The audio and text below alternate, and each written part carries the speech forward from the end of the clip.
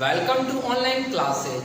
Last class में हमने क्रिस्टलीय ठोसों और उसके प्रकार के बारे में अध्ययन किया था, जहां हमने पढ़ा था कि क्रिस्टलीय ठोस चार प्रकार के होते हैं। पहला आणविक ठोस, दूसरा आयनिक ठोस, तीसरा सहसंयोजक ठोस और चौथा धात्विक ठोस। इनके सभी के गुणों के बारे में अध्ययन किया था।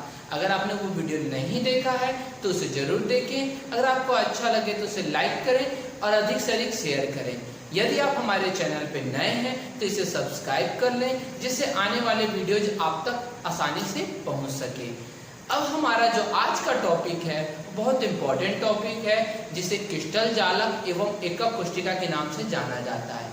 क्रिस्टल जालक और एकक कोष्ठिका होती क्या है, इसको जानने से पहले हम सभी जानते हैं कि कोई न जो ठोस होते हैं या कोई भी पदार्थ होते हैं, किसी न किसी कण से मिलकर के बने होते हैं। ये कण पर इन पदार्थों पर जब एक्स किरणों को प्रवाहित किया जाता है, जब एक्स किरणों को उससे प्रवेश कराया जाता है, तो इन कणों की एक निश्चित संरचना हमें प्राप्त होती है, जिन्हें यदि हम कॉपी पे अगर लिखना चाहें तो उन संरचना में जो अवयवी कण है, यदि हम उसको बिंदु के रूप में, अवयवी कण को बिंदु के रूप में, और जो अवयवी कणों के बीच में जो बंधन है अगर उसको रेखा के रूप में निरूपित करें तो एक निश्चित संरचना हमें प्राप्त होती है। उस संरचना को हम क्रिस्टल जालक का नाम देते हैं। मतलब क्रिस्टल जालक क्या है, तो क्रिस्टल जालक किसी भी ठोस का ज्यामितीय रूप है। क्या रूप है? ज्यामितीय रूप है, जिसमें अवयवी कणों को बिंदु के रूप में तथा उनकी त्रिविमीय व्यवस्था को आरेख के रूप में दर्शाया जाता है। तो हम इसकी एक्चुअल परिभाषा देख लेते हैं। क्रिस्टल जालक, क्रिस्टल लैटिस इंग्लिश में कहा जाता है, किसी क्रिस्टलीय ठोस में अवयवी कणों को बिंदु द्वारा, मतलब जो भी उसमें अवयवी कण है, जैसे हमने चीनी पढ़ा था तो चीनी कई कणों से मिलकर बना होता है। चीनी का फॉर्मूला सभी को याद होगा, C6H22O11 ये होता है। मतलब इसमें क्या है, C का 12 परमाणु, H का 22 परमाणु और O का 11 परमाणु, ये सभी कणों से मिलकर बना होता है। अब इन कणों को यदि बिंदु के रूप में, याद रखें, इन कणों को बिंदु द्वारा तथा त्रिविमीय व्यवस्था, मतलब उनके बीच में जो बंधन बन रहा है, उस त्रिविमीय व्यवस्था को आरेख द्वारा निरूपित किया जाए तो बनने वाली व्यवस्था को क्रिस्टल जालक कहते हैं। मतलब क्रिस्टल जालक क्या है? किसी ठोस का ज्यामितीय रूप है। अगर किसी ठोस को हम लोग को किसी कॉपी पे अगर लिखना हो, दर्शाना हो, तो उसे हम लोग क्रिस्टल जालक कहेंगे। अब देखिए यहाँ पे हमारे सामने एक फिगर बना हुआ है क्रिस्टल जालक का। हमने यहाँ पे क्या किया है कि जो क्रिस्टल जालक की जो कण है उसको बिंदु के रूप में और आरेख के रूप में उसकी त्रिविमीय व्यवस्था को प्रदर्शित कर दिया है। करने का बिल्कुल आसान तरीका है, आप ऐसे लीजिएगा एक, ठीक है, उसके बाद से एक और ऐसे बढ़ा लीजिएगा अपना, जैसे आप घनाभ बनाते होंगे, सेम टू सेम घनाभ जैसे ये आपका हो गया, ठीक है। अब जो अंदर का पार्ट होगा उसको आप लोग डैश डैश द्वारा निरूपित कर दीजिएगा, जो भी अंदर का पार्ट होगा, ठीक है, डैश डैश द्वारा हो गया। अब यहाँ पे आप कोई भी एक बिंदु ले लीजिएगा, एक ये बिंदु मिडिल पॉइंट, एक ये मिडिल पॉइंट, ये मिडिल पॉइंट, इसका मिडिल पॉइंट, इसका मिडिल पॉइंट, इसका मिडिल पॉइंट, इसका मिडिल पॉइंट, और सभी मिडिल पॉइंट को आपस में क्या कर दीजिएगा, मिला दीजिएगा। देख लीजिए स्केल से आप सभी मिडिल पॉइंट को जब मिला दीजिएगा तो आपको एक निश्चित संरचना प्राप्त होगी। अब उधर वाले मिडिल पॉइंट को मिलाना है, इसका मिडिल पॉइंट कहाँ होगा, इसका मिडिल पॉइंट यहाँ होगा, तो इसके मिडिल पॉइंट को आप डैश डैश से मिलाएंगे, इसका मिडिल पॉइंट यहाँ होगा तो इसके मिडिल पॉइंट को अंदर को डैश डैश से, इसके मिडिल पॉइंट को डैश डैश से, इसका मिडिल पॉइंट और इसका मिडिल पॉइंट को डैश डैश से। तो आप जब ऐसा बनाइएगा, इसके मिडिल पॉइंट को इसके मिडिल पॉइंट से डैश डैश से, तो आप जब बनाइएगा तो आपको निश्चित संरचना बनेगी, और इस संरचना में आपको एक गोला, दो गोला, जितना भी आपको बिंदु जहां जहां मिल रहा होगा उसको आपको किससे सूचित कर देंगे, गोला से सूचित कर देंगे। ये देखिए वो छूट भी गया हम लोग का यहाँ, देखिए यहाँ पे भी छूटा है, ठीक है। ये गोला देख रहे होंगे आप लोग। तो आप लोग जब भी बनाएंगे, देखिए बीच का भी एक हम लोग का छूट चुका है, यहाँ नहीं होगा, यहाँ होगा, एक यहाँ, ठीक है, तो आप जहां जहां है गोला आप लोग वहां वहां दे करके और थोड़ा सा बड़ा फिगर बनाइएगा। ठीक है, अब आप बोलिएगा इस फिगर का कोई काम है कि नहीं है, तो मैं बोलूंगा इस फिगर का कोई काम नहीं है, परंतु आपकी कॉपी में जब बना रहेगा तो आपको पता रहेगा कि क्रिस्टल जालक क्या है। तो क्रिस्टल जालक में दो चीज है, एक है पॉइंट बिंदु और एक है इसकी त्रिविमीय व्यवस्था। तो पॉइंट जो है वह उसका अवयवी कण है और जो इसकी त्रिविमीय व्यवस्था है ये इनके बीच में जो भी बंधन है इसको दर्शाता है। तो क्रिस्टलीय जालक क्या है? तो क्रिस्टलीय जालक किसी ठोस में अवयवी कणों को बिंदु द्वारा तथा त्रिविमीय व्यवस्था को आरेख द्वारा निरूपित किया जाए तो एक संरचना बनती है जिसे हम लोग क्रिस्टलीय जालक के नाम से जानते हैं। अब आप बोलेंगे क्रिस्टल जालक तो क्लियर हो गया। अब क्रिस्टल जालक को सर्वप्रथम ब्रेवे नामक एक वैज्ञानिक ने दिया था और ब्रेवे नामक वैज्ञानिक ने क्रिस्टल जालक की संख्या को बताया था कि इसकी संख्या कितनी है, 14 है। मतलब क्रिस्टल जालक के कितने प्रकार हैं? तो 14 प्रकार के क्रिस्टल जालक पाए जाते हैं। इन 14 प्रकार के क्रिस्टल जालक को ब्रेवे ने दिया था, इसीलिए इनके नाम पर इसे ब्रेवे जालक भी कहा जाता है। तो आपको बहुत इंपॉर्टेंट क्वेश्चन यहाँ पे मिला 1 मार्क्स के लिए। अगर आपका ऑब्जेक्टिव में पूछा जाएगा तो क्रिस्टल जालक की संख्या कितनी होती है? तो 14 होती है, जिसे ब्रेवे ने दिया था, इसीलिए इसे ब्रेवे जालक भी कहा जाता है। कि कंप्लीट हुआ क्रिस्टल जालक। अब हमारा नेक्स्ट टॉपिक है जालक बिंदु। मैं इसको मिटा देता हूँ, ये यही वाला पार्ट है। ठीक है, ये मैंने इसको आपको समझाने के लिए बनाया था। अब नेक्स्ट है जालक बिंदु, जिसे इंग्लिश में लैटिस पॉइंट कहते हैं। लैटिस पॉइंट मतलब लैटिस के अंदर पाए जाने वाला बिंदु। तो हमने यहाँ देखा कि ये लैटिस है, इस लैटिस में ये बिंदु है, ये बिंदु है। इस बिंदु को क्या कहते हैं? तो देखिए क्रिस्टल जालक के प्रत्येक बिंदु को जालक बिंदु कहते हैं। मतलब कि क्रिस्टल जालक का जो भी बिंदु होगा, पॉइंट होगा, उसे हम लोग लैटिस पॉइंट कहेंगे। और जो जालक के अवयवी कणों, जो जालक के अवयवी कणों जैसे परमाणु, अणु या आयन, जैसे अभी मैंने आपको बताया कि ये जो कण होते हैं ये परमाणु को दर्शाते हैं, नहीं तो अणु को दर्शाते हैं, नहीं तो आयन को दर्शाते हैं। तो जो जालक के अवयवी कणों को क्या करते हैं? निरूपित करते हैं, उन्हें जालक बिंदु कहते हैं। मतलब क्रिस्टल जालक में अवयवी कणों को निरूपित करने वाले बिंदु को जालक बिंदु कहते हैं। क्लियर है जालक बिंदु क्या है?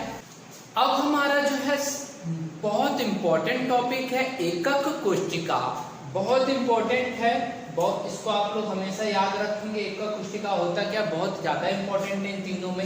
एकक कोष्टिका मतलब यूनिट सेल। जैसे कि हम लोग के जो सजीव होते हैं उन सजीव की एक संरचनात्मक एवं क्रियात्मक इकाई होती है जिसे हम लोग कोशिका कहते हैं। हम लोग के शरीर में होती है कोशिका।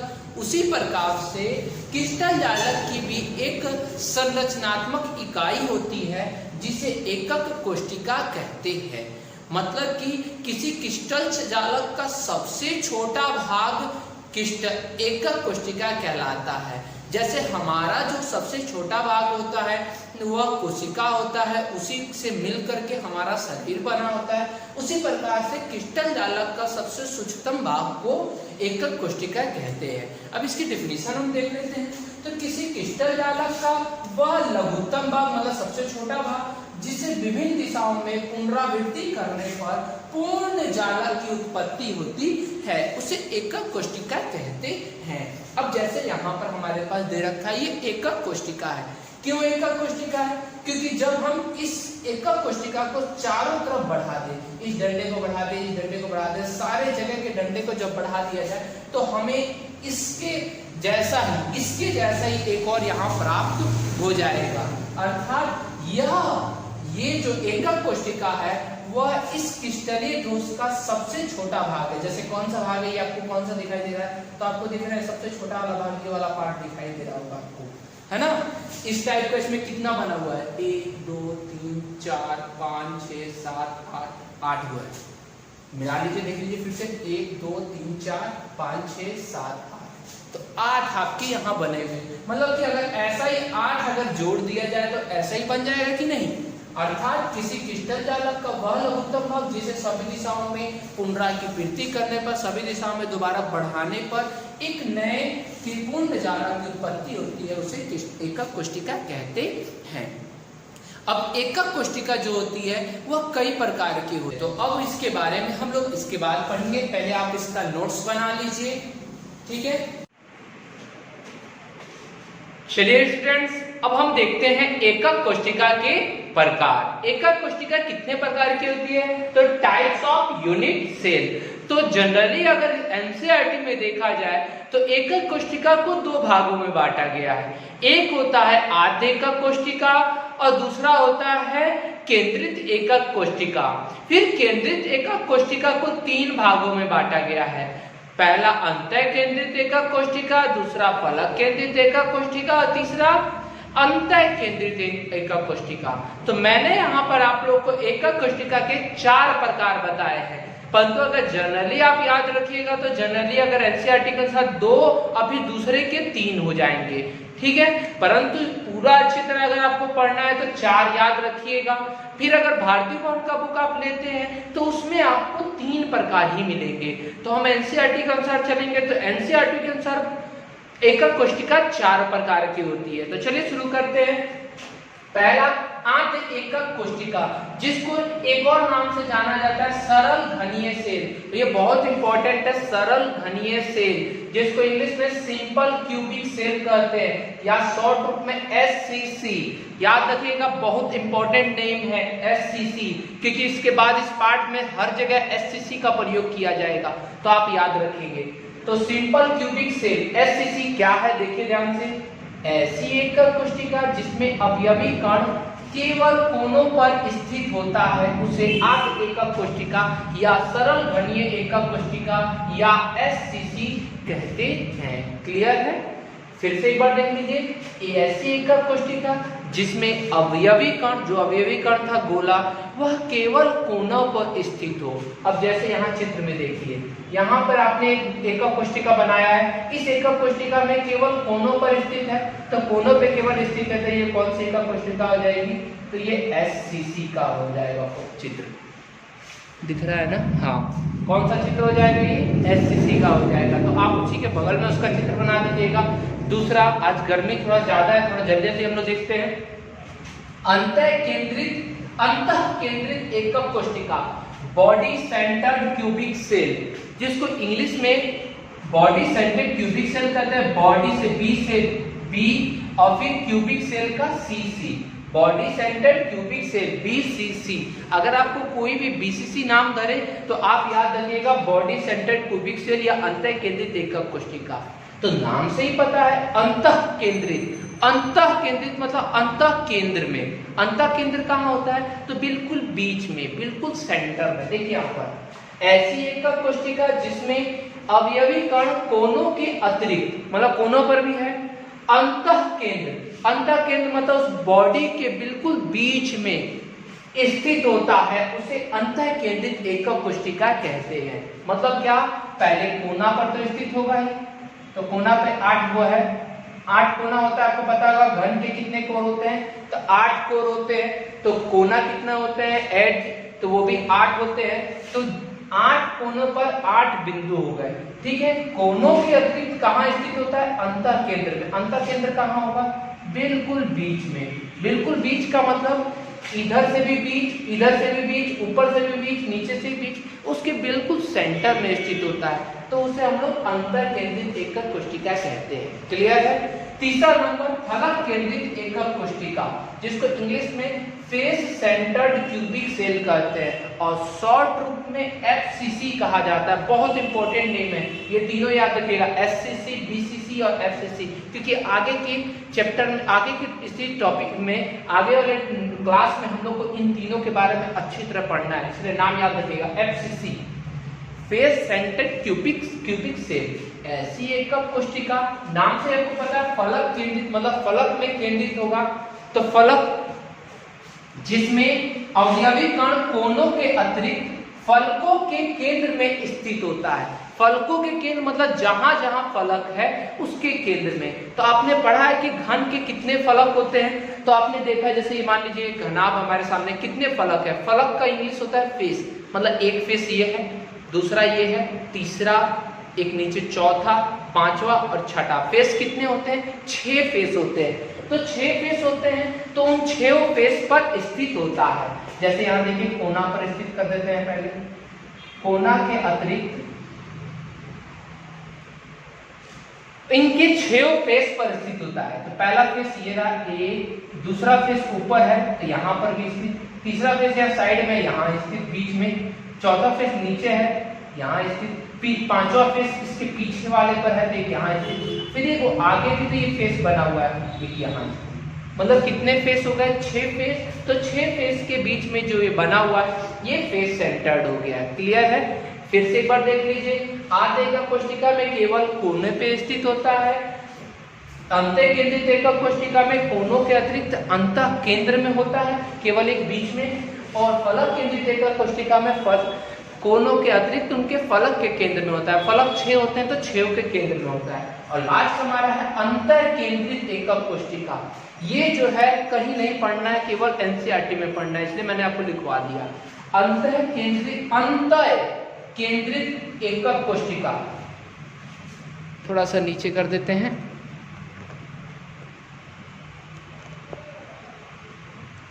चलिए, अंतर केंद्रित एकक कोष्ठिका इंड-सेंटर्ड यूनिट सेल, ये क्या है? तो ऐसी एकक कोष्ठिका जिसमें अवयवी कण कोनों के अतिरिक्त, मतलब कोनों पर होगा, कोनों के अतिरिक्त किसी 2 विपरीत फलकों के केंद्र में स्थित होता है। मतलब कोना पर होगा तो कोना पे बना दिया हमने, कोना पे 8 कोना पे बन गया।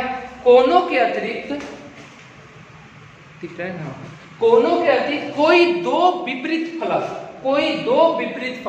विपरीत फलक का मतलब जैसे अगर ये हमारा है, इसके 6 फलक है तो एक ऊपर तो एक इसके नीचे, विपरीत हो गया ये दोनों। फिर अगर एक ये वाला लेते हैं तो इसका विपरीत ये वाला पार्ट हो जाएगा, अगर ये ले रहे हैं तो इसका विपरीत ये वाला पार्ट हो जाएगा। मतलब विपरीत फलक का मतलब उसके अपोजिट वाला फलक कौन कौन सा है? देखिए यहाँ पर ऊपर वाला अगर हम फलक लेते हैं, ऊपर वाला तो कौन सा इसका हो जाएगा विपरीत फलक? नीचे वाला। मतलब कोई 2 पर रहेगा। इसमें क्या था? 6 फलक पर था, इसमें क्या है? कोई 2 फलक पर स्थित होगा तो उसे हम लोग कौन सा कहते हैं? इंड-सेंटर्ड यूनिट सेल कहते हैं। तो आपको ये पहला इंपॉर्टेंट है एससीसी, दूसरा आपका बीसीसी, और तीसरा आपका एफसीसी, और चौथा आपका ईसीसी। तो ईसीसी नहीं पढ़ना है, आपको केवल इन्हीं तीनों के बारे में पढ़ना है नेक्स्ट क्लास में। तो आप तीनों समझ गए, चारों समझ गए। एकक कोष्ठिका 4 प्रकार की होती है। मैंने 4 प्रकार नहीं लिखा है क्योंकि 4 प्रकार आपको असली में नहीं देखा जाएगा, एनसीईआरटी बुक में 2 ही प्रकार आपको लिखा रहेगा, परंतु चारों रहेगा। तो पहला सरल घनीय एकक कोष्ठिका, अर्ध घनीय एकक कोष्ठिका भी इसको कहते हैं, सिंपल क्यूबिक सेल जिसमें केवल कोनों पर स्थित होता है। दूसरा अंतः केंद्रित एकक कोष्ठिका जहां पर कोनों के अतिरिक्त अंतः केंद्र में होता है। तीसरा फलक केंद्रित एकक कोष्ठिका एफसीसी जहां पर केंद्र के अतिरिक्त कोनों के अतिरिक्त उनके फलकों के केंद्र में होता है 6 फलक। और यहाँ अंतर केंद्रित जहाँ कोनों के अतिरिक्त उनके विपरीत फलकों के केंद्र में होता है। तो यहाँ हम लोगों ने आज क्या क्या पढ़ा? तो पहला क्रिस्टल जालक, फिर एकक कोष्ठिका और एकक कोष्ठिका के प्रकार पढ़ा। ठीक है, आप इसका अच्छी तरह से नोट्स बना लीजिएगा, बिल्कुल अच्छी तरह फिगर कर लीजिएगा। और कोई अगर प्रॉब्लम होगी तो आप मुझे व्हाट्सएप पे या इसके कमेंट बॉक्स में भी आप बता सकते हैं कि एक प्रॉब्लम आ रही है। ठीक है, आज के लिए इतना ही काफ़ी है। अगर आपको ये वीडियो अच्छा लगे तो इसे लाइक करें और अधिक से अधिक शेयर करें, और अगर आप चैनल पे नए हैं तो इसे सब्सक्राइब भी करना ना भूलें। धन्यवाद।